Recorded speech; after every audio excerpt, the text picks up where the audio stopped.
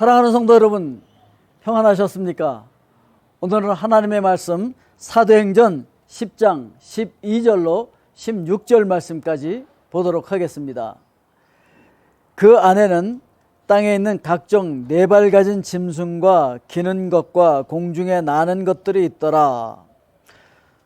또 소리가 있으되 베드로야 일어나 잡아먹어라 하거늘 베드로가 이르되 주여 그럴 수 없나이다. 속되고 깨끗하지 아니한 것을 내가 결코 먹지 아니하였나이다 한데, 또 두 번째 소리가 있으되 하나님께서 깨끗하게 하신 것을 내가 속되다 하지 말라 하더라.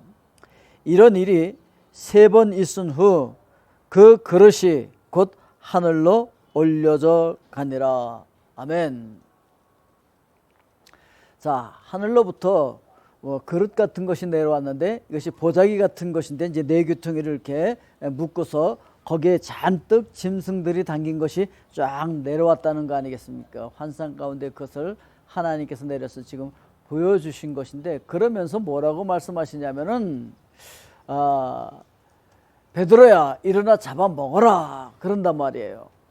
아마 이제 베드로가 딱 봤을 때 그 네발감진 짐승들이라든지 또 나는 것이라든지 그런 것들이 볼 때 다 부정한 것이었어요. 레위기에 보면은 우리가 부정해서 먹을 수 없는 그런 짐승들과 또 날짐승이 있었거든요. 어떤 것이냐면은 족이 갈라져 있어야 돼. 족이 갈라져 있지 않으면은 먹을 수가 없어요. 부정한 거예요. 그러면서도 되새김질을 할 수 있어요. 근데 돼지 같은 건 못 먹어요. 왜냐면은 돼지는 족이 갈라져 있잖아요. 예, 그래서 굽이 갈라져 있는데, 굽이 갈라져 있지만 돼지는 되새김질을 안 한단 말이에요.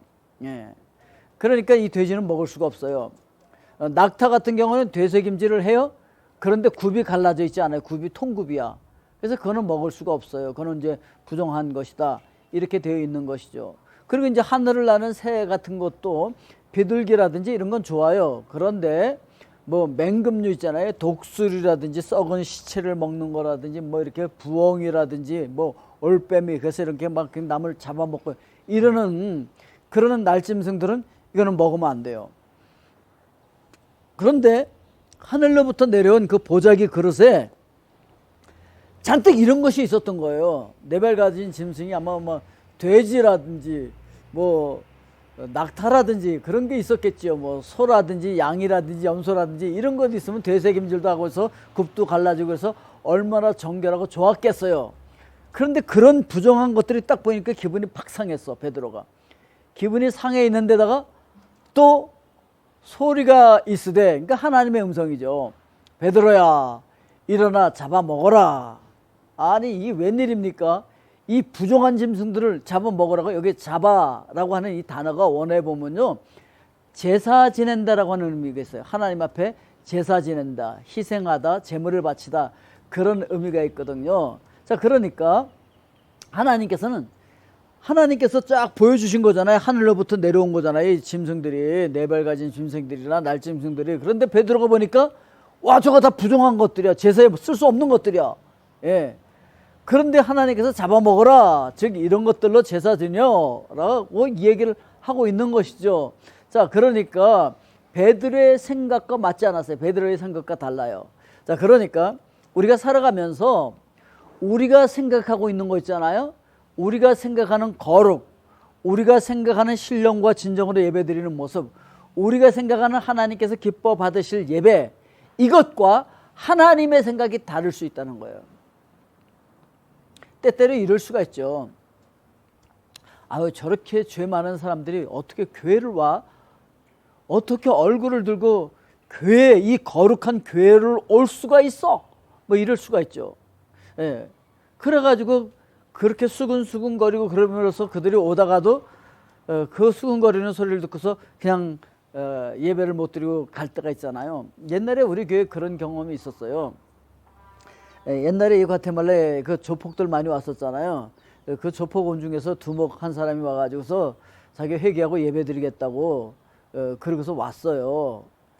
그런데 뒤에서 어머머머 조폭이 웬일이래, 어쩌고 어떻게 얼굴을 들고 교회를 온대, 그래가면서 뒤에서 막 얘기를 하는 걸 듣고 그다음부터 그 사람이 교회를 안 나왔어요. 회개고 뭐고 교회 안 나오고, 그리고 이제 조폭 일만 열심히 하다가 이제 이렇게 압송돼서 갔잖아요.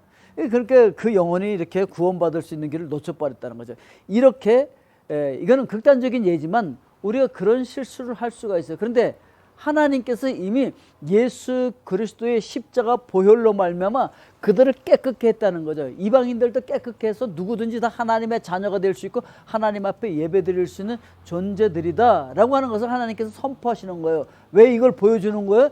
이방인들도 복음을 받아야 돼. 이방인을 위해서도 예수 그리스도께서 십자가를 지셨어. 그 이방인을 위해서 예수 그리스도께서 보배로운 피를 흘려주셨어 라고 하는 것을 이야기해 주고 있는 것이죠. 그런데 네가 함부로 그렇게 속되다 부정하다 이야기하면 안 된다 라고 하는 것을 이야기를 하고 있는 것입니다. 자, 14절에 보니까 베드로가 이르되 주여 그럴 수 없나이다. 속되고 깨끗하지 아니한 것을 내가 결코 먹지 아니하였나이다. 이렇게 항변을 하는 거죠. 나 그럴 수 없어요. 나 지금까지 그렇게 살아오지 않았어요. 내가 생각하는 거룩한 건 이거고 내가 생각하는 깨끗한 건 이거예요. 내가 생각하는 하나님께서 기뻐하실 것은 이거예요 라고 고집을 부리고 있는 것이죠. 자, 그런데 또 두 번째 소리가 있으되 하나님께서 깨끗하게 하신 것을 내가 속되다 하지 말라. 이렇게 하나님께서 말씀하시는 거죠. 그러니까 하나님의 생각과 우리의 생각이 엄청나게 다를 수가 있다라고 하는 거예요. 그래서 우리가 해야 할 것은 무엇이냐면은 내 생각을 내려놓고 하나님의 음성을 듣는 훈련을 해야 된다라고 하는 거예요. 왜냐하면 내 생각과 하나님의 생각이 다르기 때문에. 그 당시에 대사도 베드로의 생각과 하나님의 생각이 달랐다고 한다면 하물며 우리 생각과 하나님의 생각이 다르지 않겠습니까? 그러니까 우리 생각을 내려놓고 하나님의 말씀, 하나님의 음성을 들어야 하나님의 뜻대로 우리가 살 수가 있다라고 하는 것이죠. 16절 말씀에 이렇게 끝나잖아요. 이런 일이 3번 있은 후 그 그릇이 곧 하늘로 올려져 가니라. 이런 일이 3번이나 있었어요. 하나님께서는 받아 잡아먹어. 그런데 베드로는 싫어요. 안 돼요. 이건 부정한 거예요. 하나님 생각 틀렸어요. 이렇게 자기 고집을 피우고 있었는데 하나님께서 3번이나 아니야. 내가 거룩하다고 한 것을 네가 속되다고 하면 어떡하니? 라고 말씀하고 있는 것이죠. 그러면서 이것이 하늘로 올라갔다는 건 이거 하나님께서 기뻐 받으시는 거야 라고 하는 것을 베드로에게 보여주고 있는 것이죠. 그래서 우리도 오늘 우리 생각을 내려놓고 하나님의 뜻이 무엇인지 하나님의 생각을 받아들이면서, 그리고 우리 주변에 있는 자들에게 우리가 저 사람은 안 돼 뭐 이렇게 판단하기에 앞서서 하나님의 긍휼하신 그 마음을 가지고 다가가시고 그들에게도 복음을 전하고 감싸 안는 그런 귀한 날이 될 수 있기를 주님의 이름으로 축복드립니다. 아멘. 기도하겠습니다. 사랑의 아버지 하나님, 감사합니다. 오늘도 우리의 생각을 내려놓고 하나님의 음성을 듣고 그 음성에 순종하는 귀한 날 되게 하여 주시옵소서. 예수 그리스도의 이름으로 기도하옵나이다. 아멘.